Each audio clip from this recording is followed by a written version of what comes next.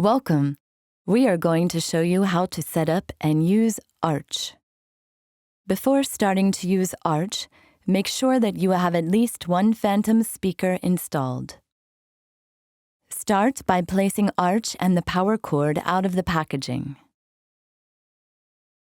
Connect Arch to the mains using the power cord and wait until the white light on Arch stops blinking.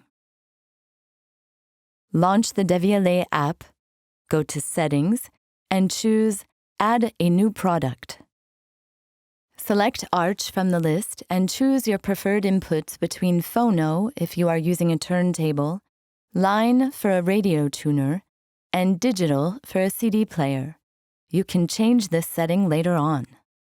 Now you will be able to choose between an Ethernet or a Wi-Fi configuration to link Arch to the same network as Phantom. If you choose a Wi-Fi configuration, make sure that your phone's Wi-Fi is turned on. Then continue and Arch will be detected automatically.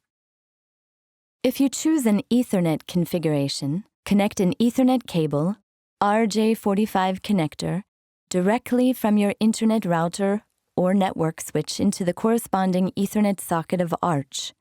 Then continue, and Arch will be detected automatically. Wait a couple of minutes until Arch is set up, then tap the link button on Arch when asked. That's it. Arch is ready to be used.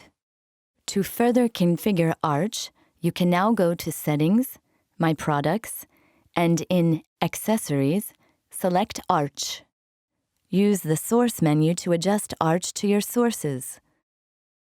If you are using a turntable, you can adjust the phono preamplification sensitivity according to your turntable cartridge. The default value is 5 millivolts. If you are using the line input, you can adjust the line sensitivity according to the source you are using. Default value is 2 volts. If you are using a digital cable, you can decide which source to activate between the left input and the right input. Thank you. We hope you have a great time using Arch.